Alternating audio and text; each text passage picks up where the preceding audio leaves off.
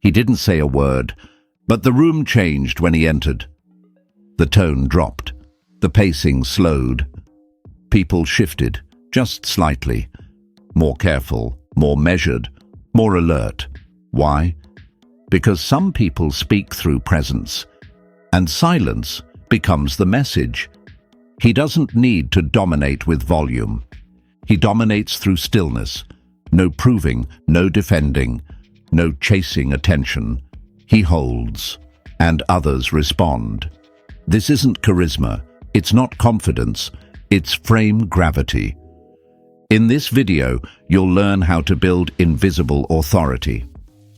So you no longer need words to control the room. Part 1. Why verbal authority is the weakest form. Most people try to lead with words. They talk more, explain harder, raise tone to sound confident. But real authority doesn't need to raise its voice. It doesn't even need to speak. Because the moment you need words to prove position, you've already lost it. The more you explain, the more you expose. People don't listen to what you say. They listen to how much you need to say it. And the more you try to convince, the more they sense you're unsure. That's not authority. That's insecurity, covered in volume. Talking is movement. And movement reveals position. When you speak too soon, you show your need. When you speak too much, you show your pressure. When you fill silence, you expose your discomfort. Meanwhile, the one who holds still remains unreadable. And in that unreadability, he holds power. Words aren't the signal. Presence is. The strongest person in the room isn't the loudest. It's the one others adjust around without being told to. He enters, the tone drops. He looks, people recalibrate. He pauses, others rush to fill the gap. That's not volume, that's gravity. And gravity doesn't speak, it just pulls. Verbal authority is the weakest kind, because if it can be argued, it can be defeated, but if it's felt, it can't be touched. Part 2. The mechanics of nonverbal dominance. Dominance isn't volume, it's structure. You don't control the room by speaking. You control it by giving nothing away, and that control is built through mechanics. First posture, marxiu, no apology. You don't slouch, you don't shrink, you don't lean forward to prove interest. You take space, but without noise. Your body says, I don't need to convince you. I already exist here. No shifting, no adjusting, just presence. 2. Pacing equals frame tempo. Most people move fast, talk fast, react fast. It signals insecurity, need to be liked, lack of control. You move slower than the room, because the slower one controls the rhythm. Pacing says, I set the tempo, you adjust. 3. Eye stillness equals no submission. Most people's eyes move constantly. They check for reactions. They track approval. They flinch under tension. But still eyes? They don't chase. They don't follow. They don't avoid. They just watch. Not aggressive. Just unreadable. And that unreadability equals psychological pressure. 4. Energetic tension equals controlled containment. You don't fidget. You don't over-gesture. You don't lighten the room. Your energy is held, compressed, focused inward. People can feel it. They sense tension, but they can't name it. And that makes them adjust to you without knowing why. The rule is simple. The less you give, the more they reveal. You're not cold. You're calculated. You're not passive. You're present. You don't seek influence. You let it accumulate, and silence does the rest. This is non-verbal dominance. You don't chase attention. You don't react to tone. You don't show emotion until it's tactical. And when you move, they already feel like you were leading, even if you never said a word. Part 3. The frame field. Holding gravity without effort. Authority doesn't need to move. It holds. And when it holds long enough, everything else moves around it. That's frame gravity, and it's built by not leaking anything. Frame is not what you say. It's what you refuse to abandon. You don't react to shifts in tone, adjust to emotional energy. Fill silence to feel comfortable, flinch when challenged. You stay still, not physically, energetically, and the stiller you stay, the more others start moving. Gravity is built through consistency. Most people shift energy constantly, friendly, defensive, warm, cold, open, reactive. They leak signal, and the room adjusts to their leakage. But when your signal doesn't move, it becomes the center of weight. Others start watching you, reacting to your pauses, mirroring your rhythm, measuring their voice. Not because you said anything, but because your stability exposes their instability. The frame field forms when you stop explaining. You don't justify, you don't prove, you don't rush to fix confusion. If they misread you, let them. If they feel tension, let them. If they get uncomfortable in silence, hold it longer. Every time you don't rescue the moment, you build more gravitational pull.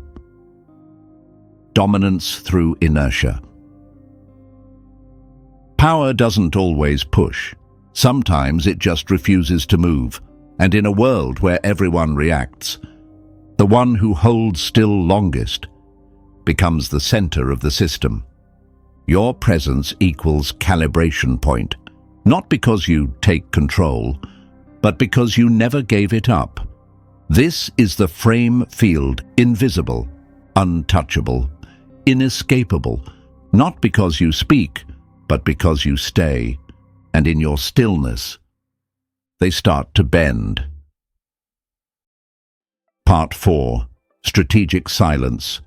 Let them collapse themselves. In the hands of the undisciplined, silence feels like weakness. But in the hands of someone trained, silence is a trap, not for you, for them. Most people use words to escape pressure.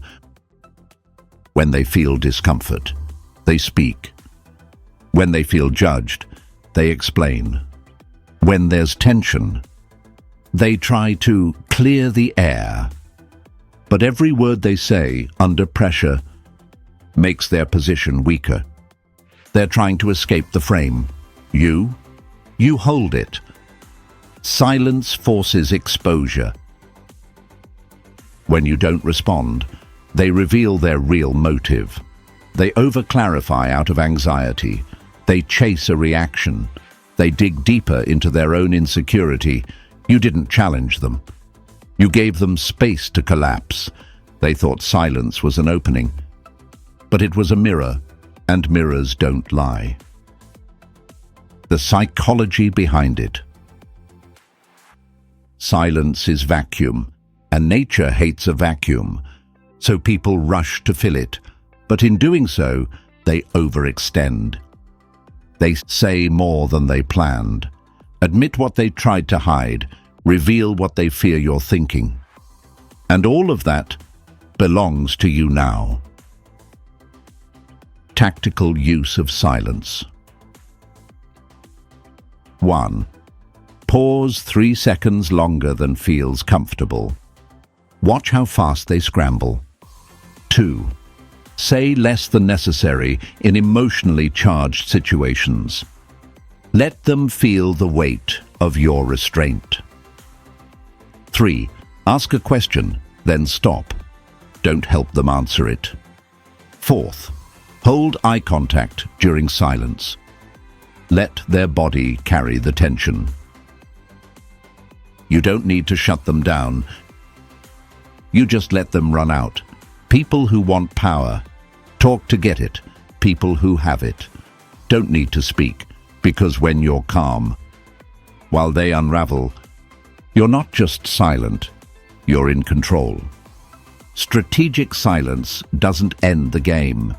It shifts the entire tempo, and the moment they realize it, they're already off balance. Part 5. Invisible authority in social environments. You don't need to dominate a group. You don't need to be the loudest. You just need to hold your frame and let the room calibrate. Presence is not equal to performance. Most people try to impress. They jump in early. They crack jokes.